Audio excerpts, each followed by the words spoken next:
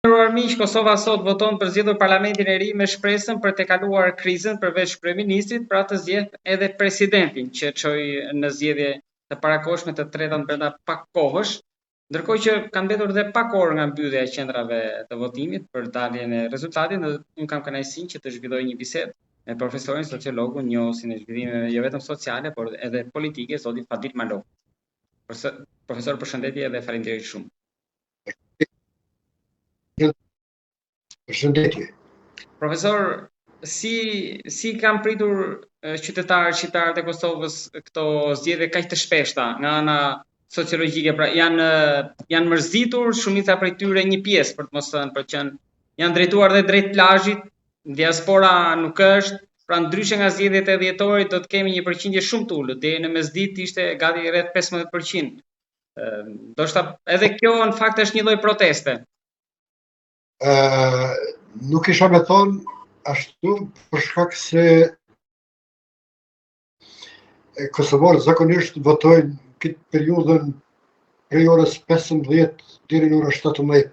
Bile fluksi më i madh është në orën 17 e andej. Pra, unë nuk shoh ndonjë ndryshim të madh në bazë të parametrave. Tash vetëm sa shikova në webfaqen e Komisionit Qendror Zgjedhor, aty diku është mbi 30% dalja, që nuk kupton se kisha frikë edhe unë me thonë drejtën. Në orën 11 ishte goxha alarmuese dhe mendoja se si është e mundur këtë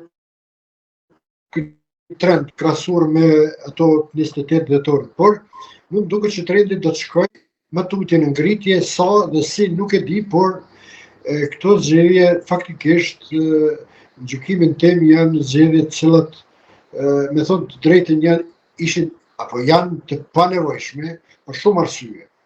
Për shkak se brenda 18 muajve Kosova faktikisht po futet në 3 palë zgjedhje, të cilat në një farë mënyre edhe e raskapitin votuesin, por në anën tjetër shprehin edhe një farë, si me thonë, një farë detyrimi ligjor, anipse me kushtetutën tonë qytetarët nuk kanë obligime theksuara ligjore që domosdoshmërisht të votojnë. Pra, është një lloj vullneti, unë kisha me thonë një lloj ripërsëritje e asaj odisejades 28 dhjetorit. Jo thot diaspora. Unë po përmendi një shifër e cila sapo po qarkullon për rrjetet sociale, dikun vrehet që diaspora, e cila në fakt qeverinë Kurti 2 e ka rrit në zgjedhjet që sot do të mbahen, numri është maksimal, diku 132.000 qytetarë të diasporës kanë shprehur dhe kjo për mua tregon, krahasuar me 28 dhjetorin, është një shifër më e madhe sa dhe si do të ndikojë në krejt bilancin përfundimtar mbetet për të parë në pasorës 19. Profesor, me gjithë këtë panoramë që ju bët, ka frym apo do jetë, domethënë do votohet për nuk do zgjidhet problemi, nuk do zgjidhet kriza? Shiko, unë e kam thonë drejt të parë, po këtu ka rezervë, unë mes nuk I takoj asnjë subjekti politik. Unë e kam guximin qytetar ta shprehi mendimin tim, edhe unë kujtoj që dhimbja kryesore apo e thembra akilit e krejt këtij procesi e kësaj trefishimit të mbajtjes së zgjedhjeve lepuri qëndron tek kompromiset që kanë bërë edhe opozita edhe ish qeveria. Pra e kanë një var mëkati, të themi, se edhe vetë vendosja I ka hyrë kësaj vallës së mëkate me faktin edhe aktin e nënshkrimit të marrëveshjes së orit, ku serbëve u garantohet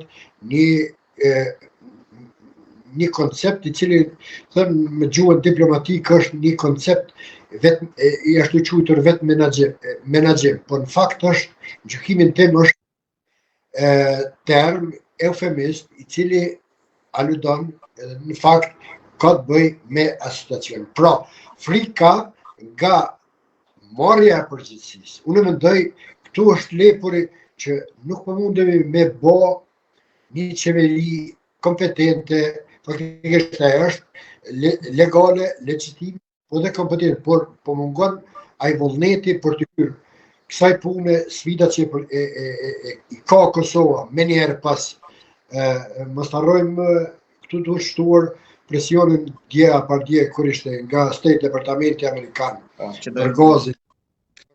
Do i pyesja edhe për gazin që është edhe një debat në veten në Kosovë. Po këto janë sfida, pastaj dialogu që po i thonë, nuk është dialog, është de facto negocim. Çfarë ka të bëjë negocim? Negocimi ka të bëjë me marrëveshjet që janë nënshkruar në vitin 2011, 2013 nga ish kryeministri Isa Mustafa dhe nga ish kryeministri Hashim Thaçi, ku garantohet implementimi i asociacionit.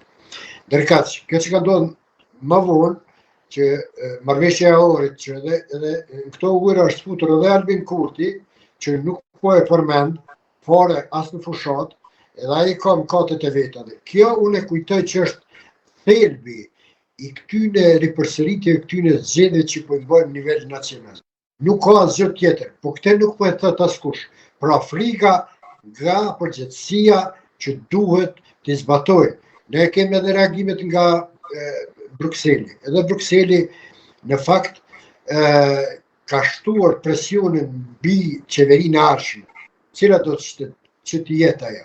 Pra është një presion edhe nga Washingtoni, edhe nga Brukseli për të marrë përgjegjësi dhe për të zbatuar, si më thon, ato obligimet që kanë marrë edhe ish kryeministrat, ish qeverit, po edhe kjo tani e kryeministrit Kurtit 3.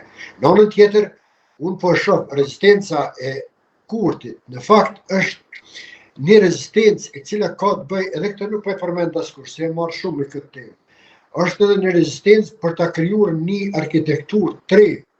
Kurti në gjykimin tim po mendon edhe është duke vepruar, se është në qeveri, ta ndryshoj arkitekturën e mëhershme, që unë e quaj dhe identifikoj si arkitekturë ahtisariane, ku Kosova me këtë kushtetut është në preambull i shkruan është shtet multietnik, që është një absurd i llojit vetë që askund në asnjë shtet nuk mund të asë. Një vend i cili ka mbi 95% para mendoni në preambull shkruan që Kosova është shtet multietnik edhe shtet demokratik. Pastaj shkruan që është sovran, është i pavarur, s'është e vërtetë. As nuk është sovran, as nuk është i pavarur. Mund të themi kam dëshime edhe demokratik. Pra, krejt loja, krejt kjo, si më thonë, kjo odisejat e ripërsëritit, kjo monotoni që përshkaktohet me këto zgjedhje, në gjykimin tim është ta ripërsëris, është frika nga përgjegjësia që duhet ta marrë cila do qeveri që do të dalë nga zgjedhjet e shtatshëm. Profesor, a ka një kontradikt në faktin që nga njëra anë ka frikë Kurti për të marrë pushtet, nga ana tjetër, nëse e merr këtë pushtet, pra do ta ndryshoj kushtetutën? Shiko, keni bërë një pyetje interesante. Kurti në ndërkohë gjykimin tim është duke munduar të bëjë rezistencë. Mos harrojmë, Kurti ka ardhur është duke qeverisur që 6 vite. 2021 është vetëm atë qeveri që ka marrë një mandat plot, vetëm sa i shikova dhënat. Pra 2021, 2020 sa vjen 4-5 kur kanë zgjedhjet. Pra e ka thënë është vetëm atë qeveri që e ka thënë deri në fund mandatin e vet. Tashti, në horizont kemi në këtë ndërkohë ka ardhur administrata Trump. Ne e dim se Kurti është me orientim ideologjik është majtist. Ishte edhe një gazi pastaj, prap. Po të lutem. Ishte një përkras, si me thonë, edhe publik ka shpreh që fitoren kur ishte pandemi Biden-Trump, nuk e di tash ta mund të themi është gabim ajo, por ai ka shpreh publikisht është pro-demokratëve. Edhe ardhja e Donald Trumpit në një farë mënyrë e ka friksuar gjykimin tim, për shkak se e dim atë historinë që ndodhi me Zelenskin kur Trumpi e uli aty edhe e dim çfarë bëri me të. Pra, është një si me thonë, një frikë, një fobie, unë nuk po them që është frikë e parësyeshme, është e arsyeshme, për shkak se ekziston rreziku që Kosova me presionin Amerikan edhe me presionin ndërkombëtar faktikisht ta zgjat këtë jetën e kësaj kushtetute është antisariane edhe të bëj kompromise të dhimbshme ndaj Serbisë, për shkak se edhe Serbia edhe Kosova nuk do të hyjnë fare asnjëherë në këtë arkitekturën që po I themi që ju jeni afër atje, më afër se ne shumë, pritet 2027 sa tha kryeministri, por ne fare nuk jem nuk kem paraqit për fare aplikacionit të jem as kandidat, pra jem shumë larg, Kosova shumë larg.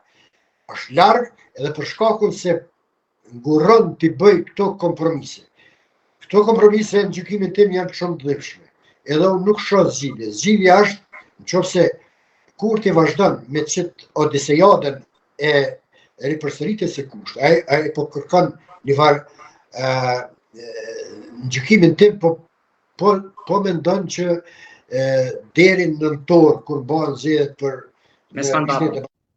Kongres Amerikan atje edhe shpresa e tij është që në farë mënyre demokrat ta marrin Kongresin edhe ndoshta diçka të bëjnë në drejtim edhe ta rikonsolidoj këtë arkitekturën e re që është duke ndërtuar. Që kjo arkitektura e re e kurtit është de facto dhe de jure një republikë e tretë. Një republikë e tretë me cilën ja marr shumë, edhe ajo republikë është, unë e përkrahi, por nuk e kam qartë ende. Kurti është duke përdorur si adut për me qëndrum pushtet, apo e ka një var ideali që më në fund të hyjë në histori e të lë diçka prapa vetes, se edhe kurti nuk është I përjetshëm. Pra gjenerata dhe brezave që do vinë të lë një stabilitet, domethënë një siguri për shtetin, cilën e kem shpall me 2008. Profesor, lutem edhe diçka, duke qenë se në fund të këtyre zgjedhjeve ju nuk shihni dritë fund tunelit. Të lutem tek Republika e Tretë që mendoni që ka kurti ndërmend, shikon lidh gjë diçka aty me Bashkimin Kombëtar apo ose e ka harruar këto 4 vite? Kurti mund të them me kompetencë, të thon edhe ata vet. Kurti mund nuk e përmend Bashkimin Kombëtar, por është duke punuar në drejtim të Bashkimit Kombëtar. Kto duhet me thonë, edhe Republika e Tretë është një garancion që çon në drejtim të Bashkimit Kombëtar. Edhe unë këtë rrugë ndjek, por e thash në rast se ai e ka për mirëmbajtje të pushtetit, atëherë për mua kurti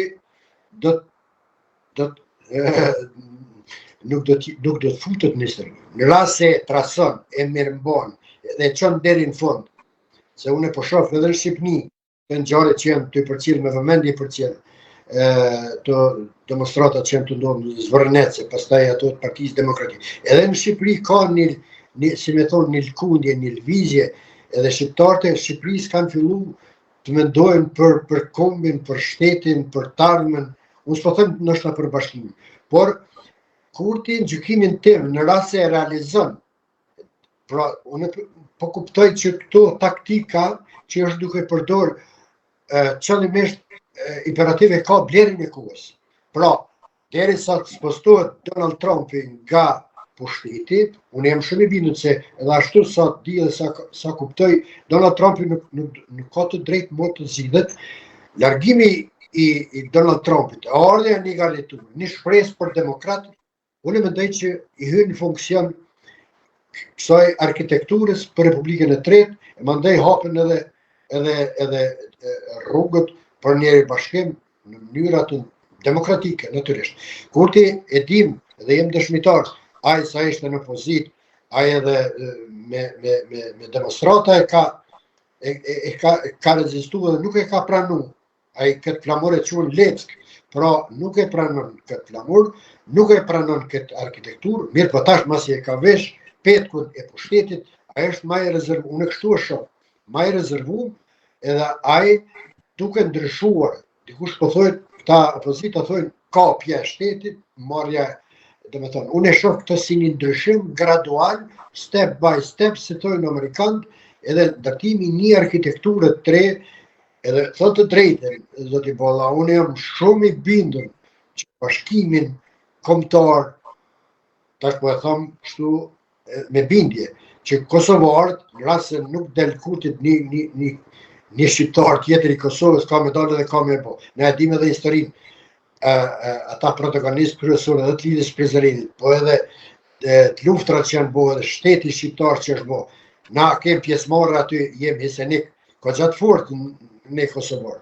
Tash nuk po du me bo kësë ndarje, por pista që është duke ndërtuar Kurti në gjykimin tim, pa dashur t'i bëj avokaturë. Kurti është duke ndërtuar dhe duke punuar në ndryshimin e kësaj arkitekture. Për ta thënë për publikun, Republika e Tretë që të çon drejt bashkimit. Unë jam shumë i bindur, mirë po në vitet kohë, për shkak se kjo kushtetuta antisariane është një copy-paste, është një konglomerat që është marrë për kushtetuta, kur kush nuk i ka pyet Kosovar çfarë po donin. Dhe kjo në gjykimin tim në vitin 2026 është bërë një këmishë ngushtë, dhe kjo ka nevojë për me ndryshu, por ndryshimi në gjykimin tim duhet vi gradualisht, edhe në rast se tash jemi fushat, do me thonë, në rast se Kurti e merr që po e kërkon 60%. Unë këtu po i them për herë parë, këtu para teje po e them që Republika e Tretë ka me qenë rruga që ka me hapë, edhe bashkimi kombëtar, po edhe ato problemet, sfidat që i ka Kosova. Mund t'jenë ndoshta në tarmen që do të prolongohen, se nuk do të pranohen nga Washingtoni edhe nga. Por Kurti është të bërë rezistencë, duke ndërtuar. Aja edhe vete ka deklaruar që asociacionin, apo që të marrëveshjen e orët, marrëveshja franko-gjermane, në fakt e thot vetë në prononcimet që i ka bo edhe në syri net edhe në këto televizionet lokale, e ka thonë që ka qenë i detyruar duke menduar që aluduar se Serbia nuk do të nëshkruaj, edhe faktikisht ka dalë i saktë, Serbia nuk e ka nëshkruaj. Pastaj ky e ka mohu, edhe jem në një farë cajtnoti, një farë vakumi, një farë, si me thonë, një farë, si thonë shajisat, një farë pat pozicioni ku nuk ka lëvizje. Edhe produkt i këtij pat pozicioni janë to zgjedhjet që 3 herë brenda 18 muaj që janë duke në çuar. Profesor, për të folur për këtë çështje duhen shumë kohë, orë të tëra, edhe unë për mua do ishte kënaqësi, por për kaq sa thash edhe ram dakord për të folur për të mos e tejkaluar minutazhin, për momentin për këto zgjedhje në pritje të rezultatit, unë të falenderoj shumë për kohën, për mendimet që ju ndat me publikun tonë dhe shpresoj që në të ardhmen ne të flasim sërish për problemet mes nesh. Të falenderoj shumë. Faleminderit, gracia ishte ime.